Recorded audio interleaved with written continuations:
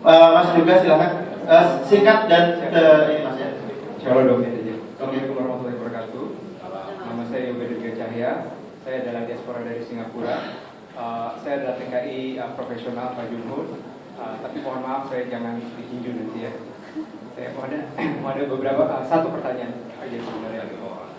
Oke, satu pertanyaan mohon maaf ini mengenai KTKLN lagi. KTKLN Bapak Deputi Officer Bapak Arifin Purba pernah datang ke KBRI Singapura untuk mensosialisasikan KTKLN 2 tahun yang lalu. Saat itu beliau mengatakan bahwa KTKLN diwajibkan kepada seluruh tenaga kerja Indonesia yang bekerja di luar negeri, which means warga negara Indonesia yang bekerja di luar negeri, termasuk profesional dan TKI mandiri. Oke, permasalahannya adalah ada diskriminasi di mana dia sendiri mengatakan bahwa kita ada recordingnya bahwa TKI profesional tidak diwajibkan untuk memiliki asuransi. Sedangkan TKI yang ditempatkan dia wajib memiliki asuransi. Itu adalah permasalahannya. Kemudian yang saya tanyakan adalah kenapa hal ini bisa terjadi dan bagaimana BNP 2 TKI bisa menanggapi hal ini. Kemudian sebenarnya pertanyaan dari Bu Tiwi itu belum terjawab mengenai kenapa KTKLN tidak bisa diberikan kepada TKI yang sudah berada di luar negeri di kantor perwakilan. Saya tahu Bapak pernah bilang bahwa KTKLN Bapak pernah akan mau mengirim langsung kartu ke mesin pembuat KTKLN itu ke negara tersebut. Tapi permasalahannya Pak, itu tidak sesimpel itu karena kepala perwakilan di tiap-tiap negara itu memiliki dasar hukumnya. Jadi kita sudah berdiskusi dengan beberapa kepala perwakilan yang ada di beberapa negara dan mereka mengatakan bahwa kalau tidak ada dasar hukumnya kita tidak bisa mengeluarkan KTKLN karena KTKLN itu adalah dokumen negara sama seperti paspor.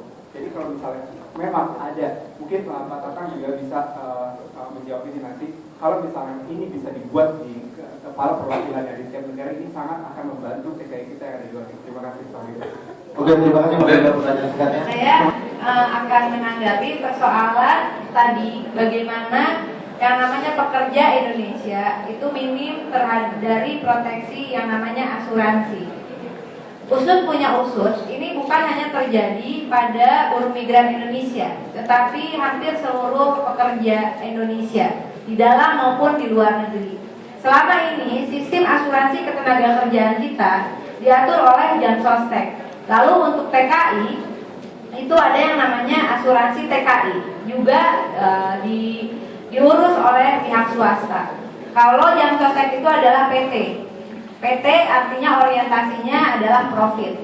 Oleh karena itu pada perkembangannya sebetulnya pada tahun 50 Soekarno sudah mengatakan bahwa Indonesia harus punya undang-undang tentang sistem jaminan sosial.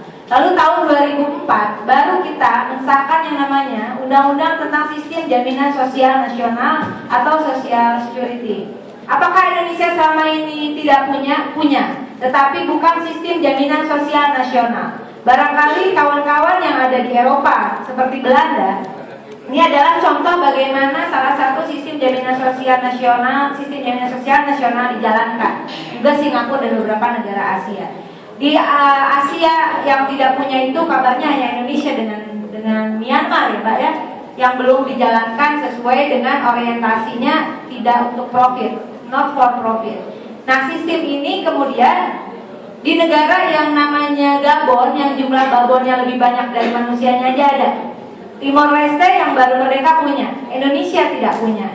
Lalu 2004 ada undang-undangnya tidak dijalankan selama 7 tahun, muncullah Undang-Undang Badan Penyelenggara Jaminan Sosial 2011 yang kemudian apa gunanya untuk tenaga kerja dalam dan juga luar negeri. Setelah ada undang-undang ini, maka nanti ada mekanisme yang ini juga menurut saya diatur di ILO bahwa setiap pekerja itu harus punya jaminan sosial ya Pak. Nah, jaminan sosial ini diselenggarakan oleh negara dan badan penyelenggaranya setiap rupiah yang dipotong dari hasil keringat pekerja, cost sharing iuran antara pekerja dan pemberi kerja itu tidak boleh dijalankan oleh PT. Karena ujung-ujungnya cari keuntungan, termasuk juga TKI. Diselenggarakan oleh badan yang namanya BPJS, Badan Nirlaba, dan ini sudah masuk ke dalam klausul perlindungan untuk direvisi Undang-Undang 39. Tetapi ini masih kesannya nggak verbal, nggak terus terang. Contohnya seperti apa untuk buruh migran kalau dijalankan? Saya pernah riset di Filipina, ini juga pasti sudah pernah lah tahu. Di situ bahkan buruh migrannya ada brosur, di bandara itu ada brosur. Kalau dia mau pergi, dia harus bayar untuk jaminan sosial ini. Jaminan sosial ini tidak hanya untuk dirinya, Pak, tetapi juga akan berguna untuk anaknya, keluarga yang ditinggalkan di Indonesia. Berupa jaminan apa saja? Ada 5 jaminan, yaitu jaminan kesehatan, kecelakaan kerja, pensiun, hari tua, dan kematian. 5 jaminan ini nanti akan diselenggarakan untuk jaminan kesehatan 1 Januari 2014. Dan oleh karena itu, makanya mari kita pikir-pikir bersama, apakah revisi RUU 39 2004 ini akan kita lanjutkan dengan sisa pembahasan 49 hari atau Pak, sehingga semuanya komprehensif. Nunggu saja, kalau menurut saya tunggu saja ya.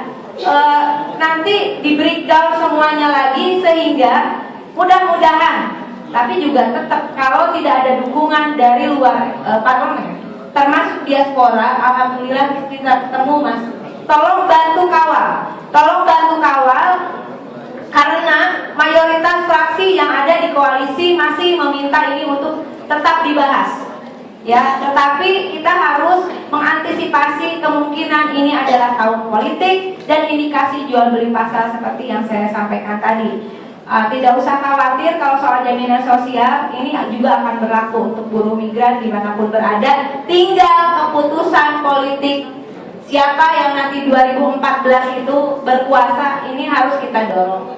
Kalau Mas Jokowi jadi presiden pasti mau lah. Terima kasih Bu Ida. Tentu di nanti Pak Jumur akan memberikan tambahan, barangkali ada beberapa hal yang harus dijawab tentang KLN.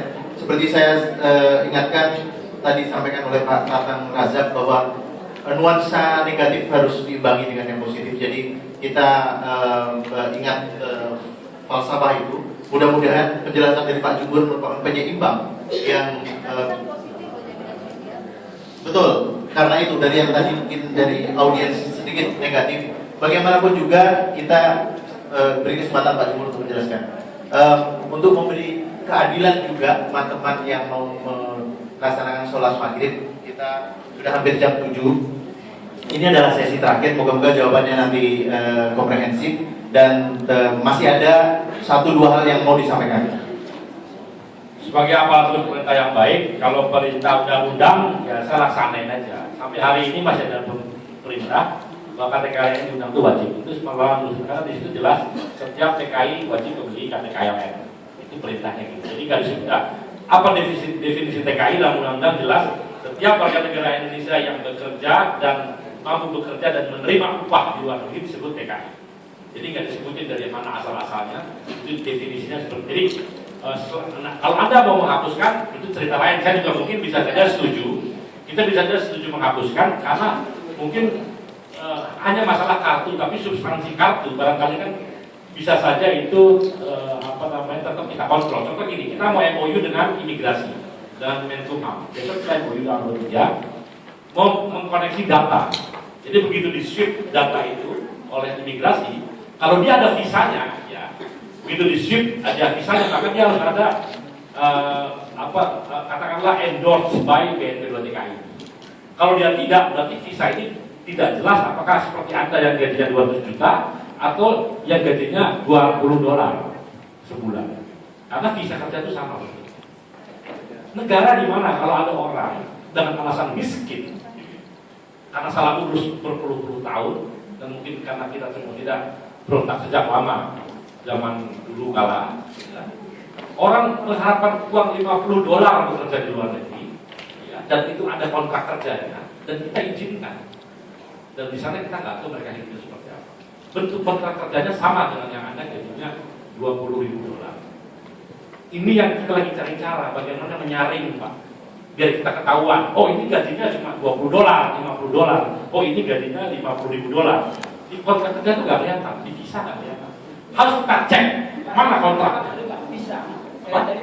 Bisa berbeda antara yang merit dengan tidak merit, mekanis dengan tidak. Bukan. Dengan adanya visa berbeda, Bapak bisa nangkep itu. Kalau dia admit, gagalkan, gak usah dikirim. Kalau dia merit, jangan masakan lagi. Seperti tadi itu bisa jelas. Bukan, ini hanya bisa kerja. Dan tadi Bapak mau bisa nggak ada yang TKI $20 dengan TKI $200 juta. Bisa jelas. Saya merit, kalau saya $20, Saudi atau Qatar menggunakan $20. Ada yang bisa. Kalau nggak saya nggak percaya, hubungi langsung Saudi, big link, sebagainya. Nah itulah fungsi kita ngecek. Nanti sesi terakhir, tidak ada sesi lagi. Dari tadi saya ingin tahu, Pak Jumbo jangan hanya mengatakan kita yang minta RTKL yang dihapuskan. Kita punya dasar, kita ada SPI, internasional, ILO sebagainya. Itu tidak usah diusin lagi. Usin yang tidak punya. Kalau yang dari Nahoda tidak punya, angkat. Kalau bisanya dikeluarkan dari Nahoda tidak jelas, jangan dilakukan dari Pak, kebedaan ini yang susah. Beda, di lapangan tuh nggak beda-bedanya. Belajar dari imigrasi Saudi, imigrasi London, Bukan, Bapak. Yang di lapangan itu petugas, dia nggak bisa bedakan. Berbeda. Mana ya yang di lapangan kan mereka, petugas. Pak Napoleon mungkin dulu biar dingin suasananya. Kasih kesempatan Pak Jumbo Jadi gini. menjelaskan, tapi pesannya ditangkap. Pesannya saya ngerti. Jadi bisa dibedakan. Itu pesannya Pak Napoleon. Itu begitu kata dia. Tapi fakta di lapangan, Pak, visa itu umum sekali. Hanya working visa, gitu loh, Pak. Tidak ada kejelasan digaji berapa, kerja sebagai apa di visa nggak ada. Jadi itu ada di kontrak kerja. Kontrak kerja itulah yang menyebabkan orang jadi lama. Kita periksa dulu. Oh dia punya visa kita. Tapi gini, kartu itu kan bentuk fisik. Kalau substansinya bisa aja tidak berupa kartu, tapi tetap juga dipersulit, Pak. Tetap juga akan dipersulit. Begitu di swip, dia begitu ada visa kerja, dia harus mendapat, katakanlah, diketahui oleh pemerintah bahwa dia bekerja di tempat yang decent. Nah ini yang jadi problem. Kita tahu apa nggak tahu orang itu bekerja di tempat yang decent dari mana? Kalau nggak kita cek, itu yang harus jadi perdebatan. Kalau saya usulkan begini, Anda yang gajinya 200 juta, 100 juta, tolong deh, apa sih susahnya datang ke kantor BNP 2 TKI atau ke KBRI, di KBRI sekalian, Pak Tatang, dengerin Pak Tatang. Ada perwakilan yang mau menerbitkan KTKLN, ada yang tidak mau.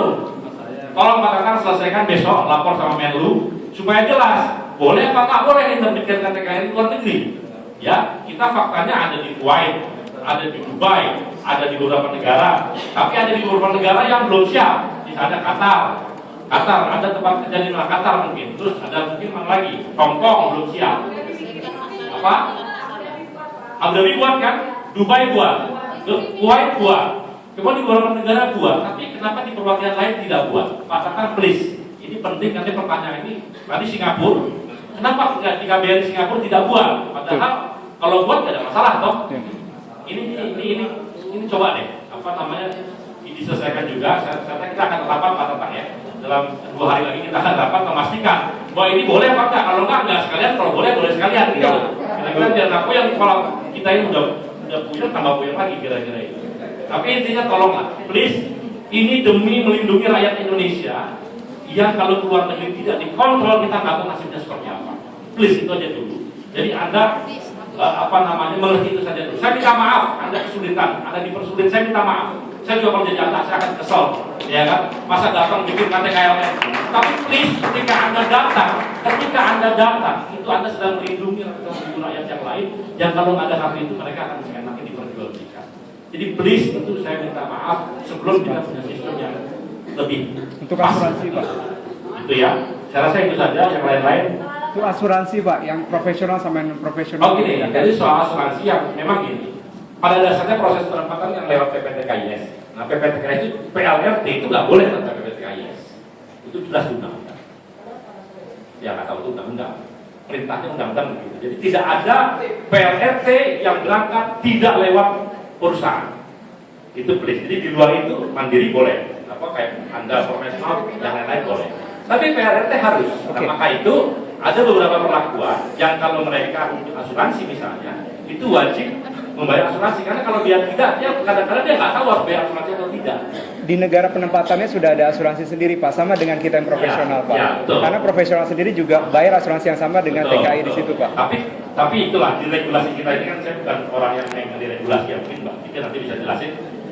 Kita sekarang ini aja, perpanjangan menurut perintahnya harus bayar, itu aja. Saya ini kan eksekutor, ya. Jadi ada TKI bekerja 2 tahun.